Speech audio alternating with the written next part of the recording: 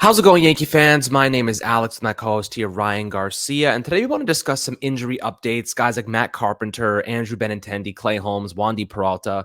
How is the progress going? Are we going to see any of these guys? When are we going to see any of these guys? Definitely some polarizing nature to this, but there are some players that should be expected in the ALDS. Others may not even play in this postseason up to this point. So we can get anything what we can get right now as we get closer. We have about a week where guys have time to rehabilitate, rest. Sometimes rest isn't the best thing, honestly. Sometimes they can lose their momentum that way. So we have five more days until the ALDS. We'll kind of see what happens here with the Cleveland Guardians and, of course, the Seattle Mariners, right? That's the matchup. Seattle Mariners and Cleveland Guardians in the wild card. Yeah, so it's going to be Rays, Guardians. We'll play the winner. We're going to have home field advantage in the LDS no matter what. ALCS, we don't have home field advantage. We play the Astros. They play the Mariners and the Blue Jays winner. Okay, gotcha. All right, well, it's definitely going to be an interesting next couple of days as we ramp up toward the ALDS. But I want to discuss Matt Carpenter first and foremost. He's a guy that obviously was an integral piece to the puzzle a couple of weeks ago when he was actually playing. He's been dealing with that fractured foot since August 8th. But lately, he's actually been getting tons of live at-bats during batting practice with AA in Somerset, excuse me. So he's actually been ramping up here. This is definitely a good indication that he should be available and ready to participate in the playoffs entirely. The question is, how are they going to utilize him? We kind of discussed that recently. But Ryan, what are your thoughts on Matt Carpenter, the impact he can have, and how exciting it is that he's actually taking live BP right now and really ramping up? It's exciting because this is a team that definitely can use his plate discipline and his power. We know what Mark Carpenter can provide on the left-handed side of the plate.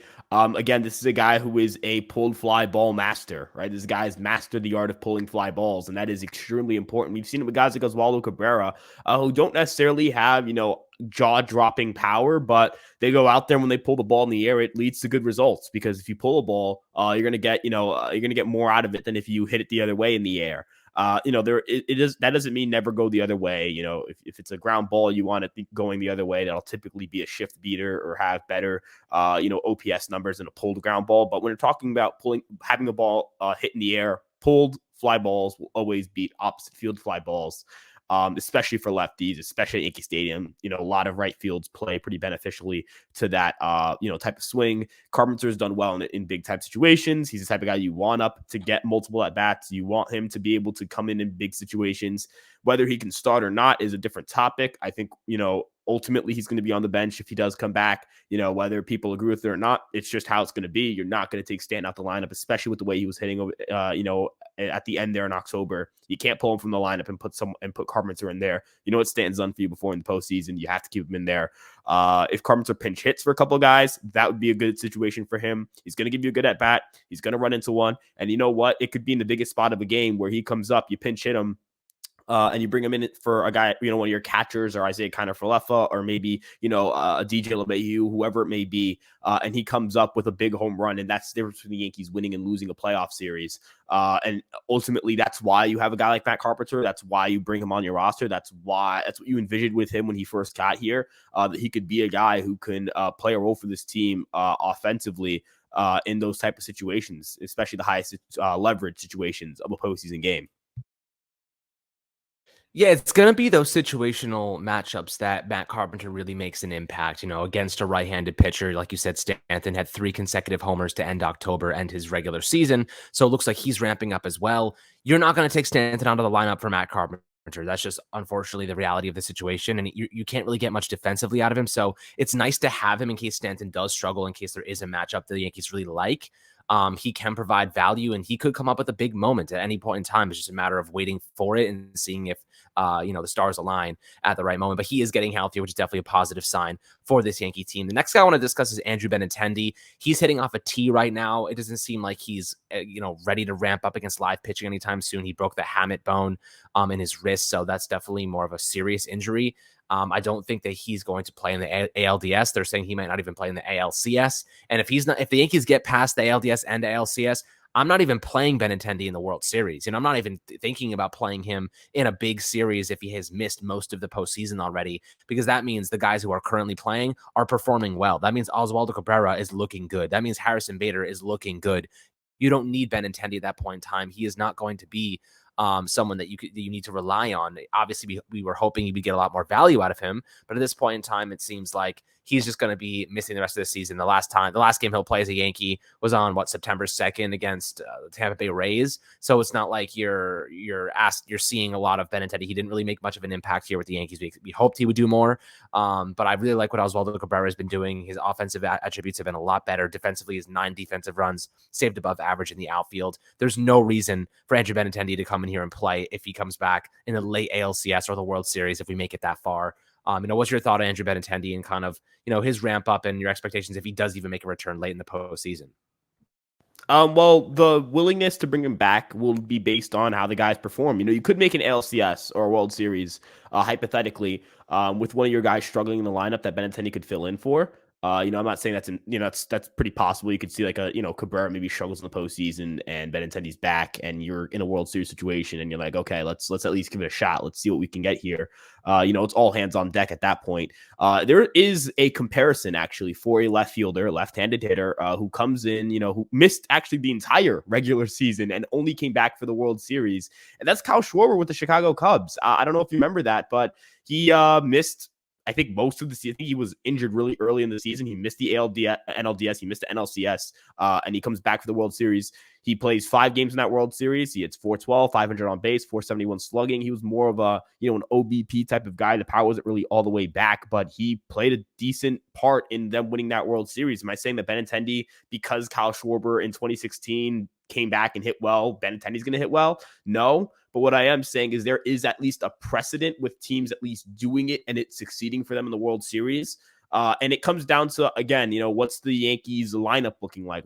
Who's struggling? Who's not struggling? They get to the World Series just based on pitching. Did the offense kind of start slumping? Do you need someone to figure, someone to get in there and maybe give them a little bit of a jolt?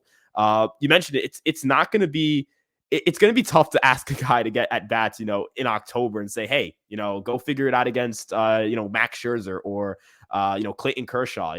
That's where you figure out whether you're good or not. But it's the postseason. It's do or die. It's do whatever you can do and try whatever you can try to win a World Series, because it just comes down to maybe Andrew Benintendi just runs into 1 home run, and that could be the difference between the Yankees winning a World Series or not. You got to keep. I'm going to keep the door open to Benintendi, but as you said, if the Yankees are playing well, if the guys, left field, you're doing well, the infield's playing all right, positions you wouldn't really look at Benintendi. You would maybe look to find a way to put Benintendi in the lineup. If those positions are doing well and there's no real reason to carry him, then you keep him off the roster, in free agency, or you maybe have him off the bench as a pinch hitter or a defensive substitution or a pinch runner. And then you look in the offseason and see if you want to bring him back or not. But as you mentioned, Cabrera's hitting the way he's hitting right now. I don't see a reason to take him out the lineup for Benintendi, even if Benintendi came back. I don't see a reason to take out, you're obviously not going to take out Judge, not going to take out, if Stan hits the way he's hitting, you're not going to take him out. He can't play center field, so you can't replace him with Bader, though you could, I guess, move Judge to center field. Maybe that's a situation, right? Bader was still kind of finding his swing a little bit, kind of in a similar situation. He was pressed for time and had to rush himself back, but you're losing a lot of defense there. So it'll be interesting to see. I'm not really sure the likelihood of Benintendi even coming back. I mean, it's a lot to come back from a hamate bone injury, and you see like a drop off in power. But if he can come back and give you a good at bat or 2 off the bench, you'll take it. Yeah, absolutely. I mean, look, if Cabrera is struggling, that's a different story. But if the Yankees make it to the World Series with Cabrera playing, I imagine he's also doing pretty well, unless the rest of the team is just absolutely just raking. But we'll see what happens there. The other guy I want to discuss is Clay Holmes. He's missed 9 games, right shoulder strain. Apparently he's progressing pretty well, according to Aaron Boone. They said that's the hope in terms of him playing in the ALDS. I think he's scheduled for a bullpen potentially as early as Friday. It's got to go well and progress well, but so far everything has gone according to plan. As long as he's feeling good and makes it through his progressions, we'll take our chances. So, Clay Holmes definitely had a kind of tumultuous finish to the 2022 season. Didn't exactly showcase the efficiency that we had seen during the first half of the year. But when he's on his game, when he's throwing that sinker slider combination effectively, we know he is one of the best closers, one of the best bullpen arms in baseball. We need that version of him. Hopefully he shows up in the postseason. If the Yankees can close out those 2-1 games, those 4-3 games, those 1-run, marginal differences, and they have a elite closer in Clay Holmes doing his best, we're going to be in good shape. That is what we need. The Yankees right now don't necessarily have that shutdown closer. The only guy I really trust is Wandy Peralta, and he's also on the injured list. We're going to discuss him in a second. But, what are your expectations for Clay Holmes coming off this injury, kind of struggling towards the bottom half of the season and kind of, I guess, can he rebound from that? So here's the thing with Holmes. We talked about this before, where he's got to just be, you got to go fastball heavy. That's a guy. This is a guy who his sinker is pitch. He tried to figure some things out the slider, but that pitch wasn't doing well against lefties. If he can go out there and at least be one inning, give you a couple of quality innings, right? It can't hurt to have him if you're gonna, we're talking about that roster spots between a Clay Holmes who is a question mark and not sure if he's 100% back versus like Miguel Castro and Aroldis Chapman. And I guess when if you ask yourself, do you want Clay Holmes closing the game? No, I don't want Clay Holmes closing the game. But the question I kind of present it to myself as and to other people as is, do you want Clay Holmes, Aroldis Chapman, or Miguel Castro? And I hope the answer people choose is Clay Holmes there, because, I think we can all agree Aroldis Chapman is not good. And I think we can all agree that Miguel Castro is a giant question mark. And the upside for Castro is way lower than the upside for Holmes, right? We saw Holmes go way more fastball heavy in his last two outings against Toronto and Boston, and he shut them down. He was dominant against them. He was pitching in the ninth inning and the ninth inning and the 10th inning against Boston, and the ninth inning against Toronto. And he shut them down. He threw, 96.7% fastballs, right? And if he's got his fastball going like that, if he's going to rely on his fastball the way he should be relying on it, you can kind of point to his ERA getting worse or his walk rate getting worse and him trying to figure something out with the slider and it not working. That's an adjustment that didn't work. You put it back, you kind of scrap it, go back to the fastball, go back to what's working for you. He doesn't have to be the closer. You have Efros, Trevino, Loiza's pitched extremely well down the stretch. We'll talk about Peralta, obviously. I know Marinacio's now hurt, and that's a big blow. But it's not like this team doesn't have options, to go to in higher leverage moments of baseball games. They don't have to put Clay Holmes to close. And you know what? Ultimately, you're going to have to take some risks in this postseason, right? Every time you roster someone, every time you put someone on, every time you're making a choice to have someone over another person, you're taking a risk. And I'll take the risk. I'll put my season on the line. If I'm Aaron Boone or if I'm the New York Yankees, if the Yankees lose a game 5 situation in a postseason, would you rather it be, Clay Holmes was on the mound when the Yankees lost that game, or Aroldis Chapman was on the mound when the Yankees lost that game? It's easier to stomach Clay Holmes being on the mound than Aroldis Chapman, right? Because Clay Holmes, you're like, we put one of our best guys out there. We put our closer out there versus we put some guy who sucked all year and hasn't been good since June of 2021 out there. So I believe in Clay Holmes to at least give me maybe something. I think the upside's still there. Yeah, well, we can hope so. In other words, this is definitely a player who has the capabilities to be an elite member of this team and contribute heavily in big, high leverage moments. But right now, I feel a little bit more calm with Wandy Peralta. Peralta obviously had a left thoracic spine tightness injury. He was on the 15-day IL. Kind of feels like a phantom issue to give him some rest. He threw to hitters in live BP on Tuesday. The Yankees are counting him to be on their ALDS roster and pitching right away in some big spots.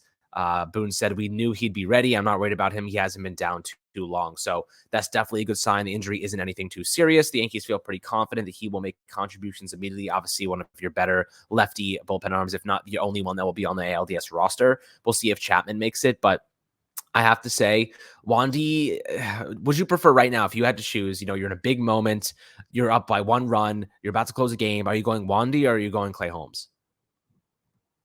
I think I'm going Wandy Peralta. I think Wandy also has the distinct advantage of, Holmes has a legitimate struggle versus lefties. Peralta handles righties well, and we know he can handle lefties. Lefty on lefty, that's tough for any lefty. But he can handle righties. So in a situation where you're just blindly throwing him into an inning, a team can go start pinch hitting guys left and right. I'll trust Wandy Peralta's changeup to get weak contact and swings and misses against the righty before I trust Clay Holmes's slider to go, or sinker, to get swings and misses against the lefty. So I would go Peralta. I think Peralta has been excellent all year. We've seen him be a fireman all year, ever since he's gotten here, ever since he started using his changeup more last season in the late summer. He's bailed the Yankees out of some big spots, bases loaded in Atlanta last year, defending world champions. By that team went on to go win a World Series. Freddie Freeman at the plate, and he goes in there, bases loaded, 2 outs, and just keeps attacking with the changeup and makes him, swing, and he flies out. That's a big spot, right? Wandy Peralta's coming in many big spots. He's very consistent for the Yankees. Again, the arsenal is very strong. Good sinker. He throws hard. Great changeup. Good slider. He's just a really good pitcher. And there hasn't been that turbulent season for him with Clay Holmes. And again, I trust him to handle both sides of the plate, lefties and righties, whereas Clay Holmes, I'm a little bit worried with him against lefties. Yeah, I think that's a pretty good take. I do feel like he has a strong sequence of pitches. I do feel like he's been in those big moments before. Clay Holmes has definitely not. And he hasn't had that turbulent, kind of season, the polarizing nature of the up and down months. He's had a strong first half, a strong second half. He's continuing to build momentum there. He hasn't been out for very long. They're just giving him ample rest. So he's ready to go for the playoffs without any worries. So I think that's a positive thing as well. The only other guy I do want to kind of discuss is Frankie Montas. Right shoulder inflammation. He's kind of been going through a throwing program. He's progressed to long tossing. The Boone said he's probably getting in line for a bullpen early next week. He's probably going to be a bullpen arm or an opener option for the ALCS, according to Boone.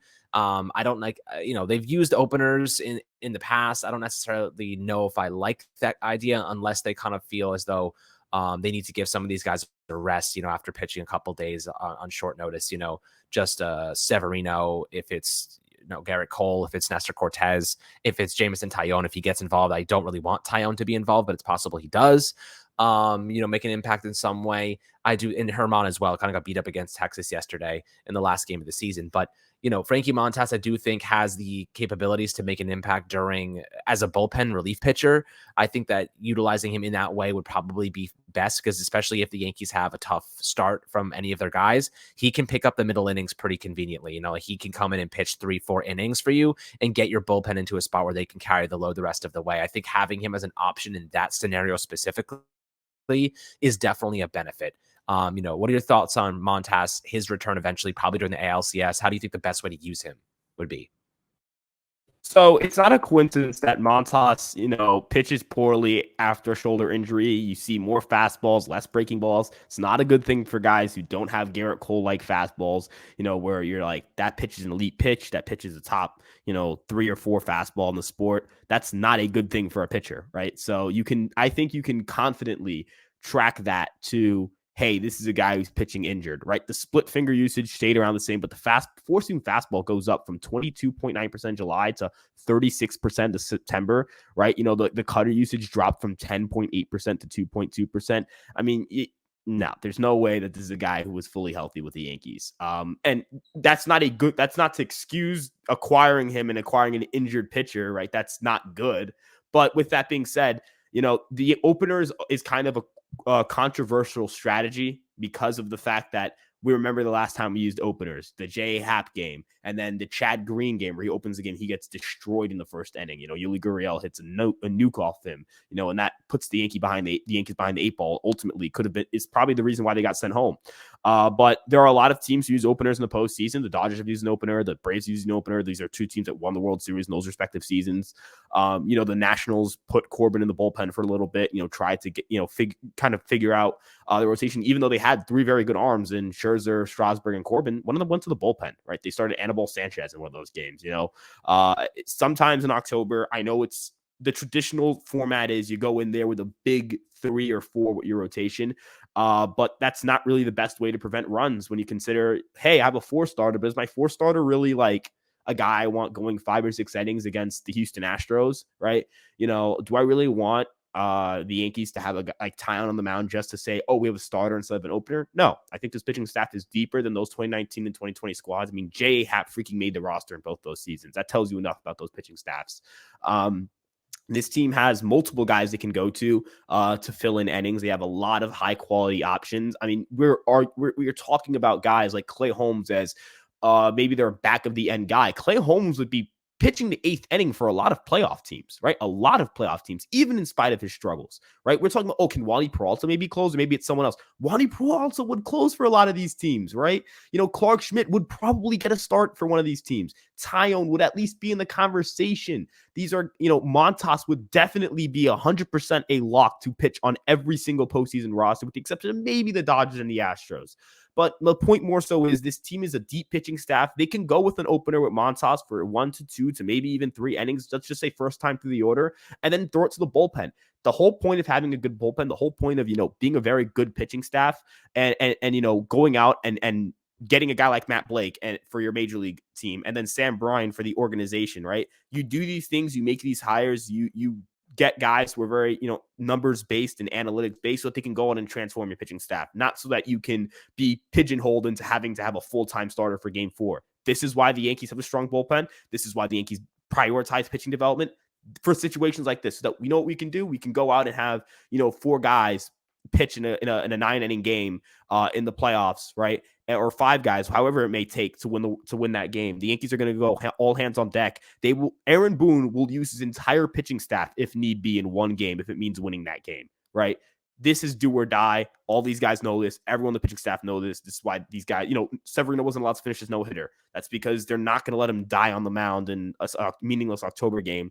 In October, in ALCS, if he's dealing and he's on pitch 105, they want him ready to make pitch 106 if he needs to finish off an inning because he's just that damn good. Or Garrett Cole, save his bullets. Or Nestor Cortez, save his bullets, right? These are guys that are ready to go. The Yankees have a deep pitching staff. I like Montas as an opener, but don't full-time start anyone for game 4 because I only am confident in 3 guys, Cole, Severino, and Cortez, to be full-time, go 6 innings type starters. Yeah, which brings me back to Jameson Taillon. I do not want to see that man start a game in the postseason. I mean, getting beat up a little bit by Texas is not ideal to finish the season. Herman, better bullpen arm, in my opinion. I agree. The 3-man rotation makes the most sense to me. Cole, Cortez, and Sevy are all very healthy. They're ready to go. Lean on them. Make sure that they are the guys that you roll with, and use your bullpen as need be. Like you said in game 4, sometimes you have to use a bullpen game, and Boone will use all of them if need be. And they all know they're going to have to push it a little bit. They're going to have to push beyond their comfort zone a little bit. That's okay.